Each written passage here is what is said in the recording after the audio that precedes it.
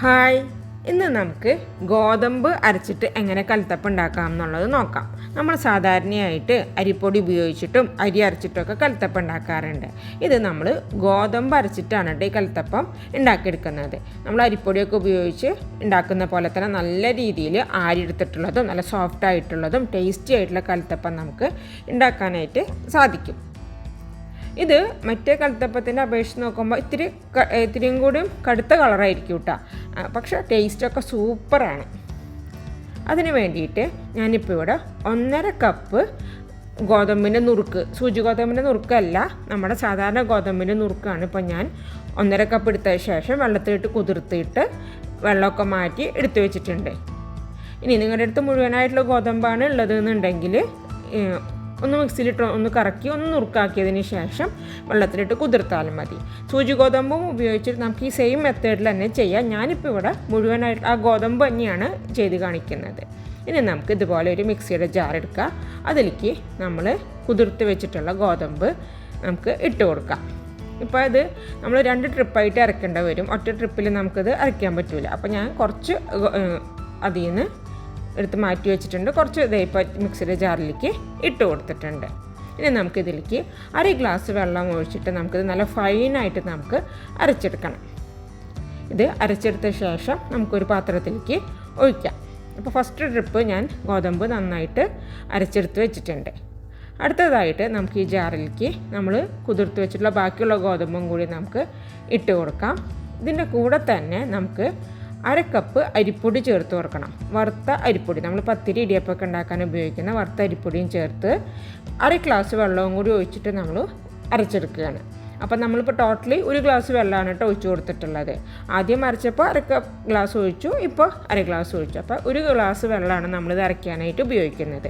നമ്മൾ വെള്ളം കൂട്ടിയിട്ടിട്ട് അരയ്ക്കരുത്, വെള്ളം കുറച്ച് തന്നെ നമുക്കിത് അരച്ചെടുക്കാം. അപ്പോൾ സെക്കൻഡ് ട്രിപ്പ് ഞാൻ അരച്ച് ഈ ഒരു പാത്രത്തിലേക്ക് ഞാനിപ്പോൾ ഒഴിച്ചിട്ടുണ്ട്.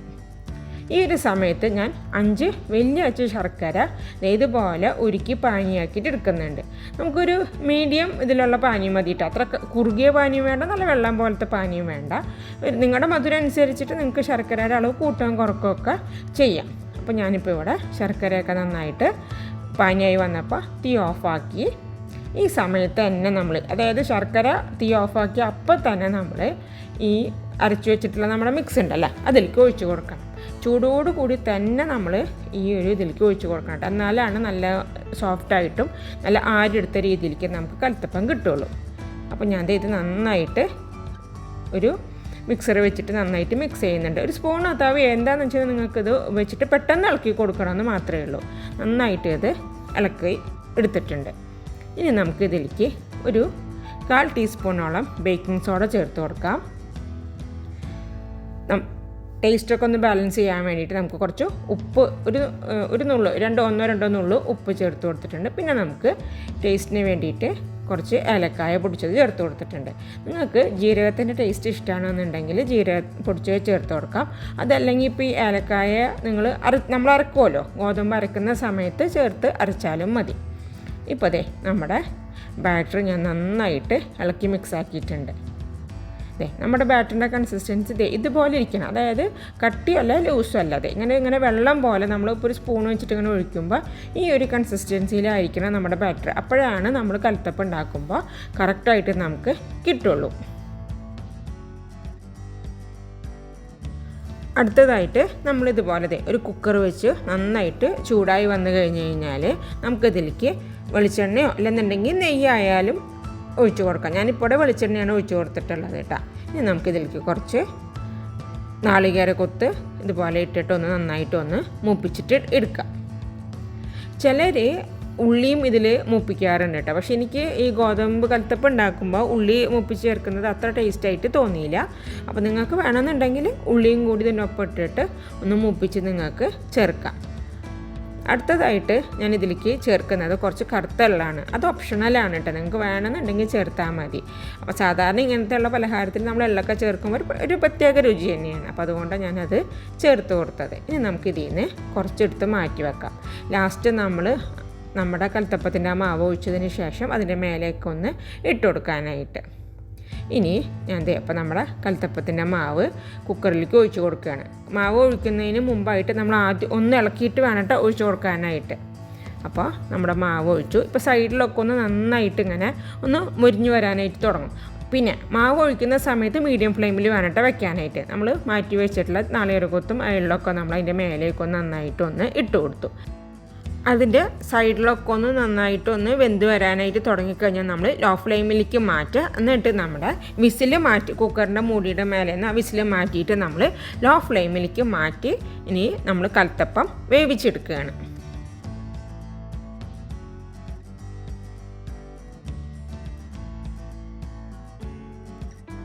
ലോ ഫ്ലെയിമിലിട്ട ശേഷം ഒരു 20 മിനിറ്റൊക്കെ കഴിയുമ്പോൾ ഇതുപോലെ ആ നോസിലിനുള്ളിൽ നിന്ന് നല്ല ശക്തിയായിട്ട് ആവി പുറത്തേക്ക് വരാനായിട്ട് തുടങ്ങും. നമ്മുടെ കൽത്തപ്പം വെന്ത് പാകമായി കഴിഞ്ഞ് കഴിഞ്ഞാൽ ഇതുപോലെ നല്ല ശക്തിയായിട്ട് ആവി വരും. അപ്പോൾ അതാണ് നമുക്ക് നമ്മുടെ കൽത്തപ്പം പാകമായിട്ടുണ്ടെന്ന് അറിയാനായിട്ടുള്ളൊരു ട്രിക്ക്. ഇനി നമ്മൾ ഇത് തീ ഓഫാക്കി ഇടണം. നമ്മൾ സാധാരണ അരി വെച്ചുണ്ടാക്കുന്നതാണെങ്കിൽ ഒരു 10 മിനിറ്റ് കൊണ്ടൊക്കെ വെന്ത് കിട്ടാറുണ്ട്. പക്ഷേ ഇത് നമുക്കൊരു 20 മിനിറ്റോളം എടുക്കും കേട്ടോ. അപ്പോൾ ഞാൻ തീ ഓഫാക്കി ഒരു 2-3 മിനിറ്റ് കഴിഞ്ഞപ്പോൾ ഞാൻ തുറന്ന് നോക്കി നമ്മുടെ കൽത്തപ്പമൊക്കെ നല്ല പാകമായിട്ടുണ്ട്. നമ്മൾ അപ്പം തന്നെ കുക്കറിൽ നിന്ന് എടുക്കരുത്. നമ്മൾ ഒരു 10-15 മിനിറ്റും കൂടി കുക്കറിലിരുന്ന് നന്നായിട്ട് തണുത്തതിന് ശേഷം ഞാൻ ഇപ്പോൾ ഒരു പ്ലേറ്റിലേക്ക് ഇത് എടുത്തിട്ടുണ്ട്. നല്ല സോഫ്റ്റായിട്ടുള്ള നല്ല സോഫ്റ്റായിട്ടുള്ള കൽത്തപ്പം നമ്മൾ അരിപ്പൊടി കൊണ്ടൊക്കെ ഉണ്ടാക്കുന്ന അരി അരച്ചൊക്കെ ഉണ്ടാക്കുന്ന സെയിം ഇതിൽ തന്നെ നമുക്ക് കിട്ടിയിട്ടുണ്ട്. തീർച്ചയായിട്ടും നിങ്ങളെല്ലാവരും ഇതുപോലെ ഒന്ന് ട്രൈ ചെയ്തിട്ട് നോക്കണം. കാണാനായിട്ട് ഒരു ഇത്തിരി മൊഞ്ചു കുറവുണ്ടാവും, പക്ഷെ എന്നാലും ടേസ്റ്റ് നല്ല സൂപ്പറാണ് കേട്ടോ. നമുക്ക് അരിപ്പൊടിയിൽ നിന്ന് അല്ലാതെ നമുക്ക് ഗോതമ്പ് വെച്ച് വേറൊരു ഡിഫറെൻറ്റ് ടേസ്റ്റ് നമുക്ക് ട്രൈ ചെയ്യാമല്ലോ. അപ്പം നിങ്ങളെല്ലാവരും ഇത് ട്രൈ ചെയ്ത് നോക്കുമെന്ന് വിശ്വസിക്കുന്നു. എൻ്റെ ചാനൽ നിങ്ങൾ ആദ്യമായിട്ടാണ് കാണുന്നതെന്നുണ്ടെങ്കിൽ സബ്സ്ക്രൈബ് ചെയ്യാനായിട്ട് മറക്കരുത്. തൊട്ടടുത്തുള്ള ഒരു ബെല്ലൈക്കണും കൂടി ഒന്ന് പ്രസ് ചെയ്ത് വെക്കണം. അപ്പോഴാണ് ഞാനിടുന്ന വീഡിയോസിൻ്റെ നോട്ടിഫിക്കേഷൻ നിങ്ങൾക്ക് കിട്ടുള്ളൂ. എല്ലാവർക്കും താങ്ക്സ് ഫോർ വാച്ചിങ്.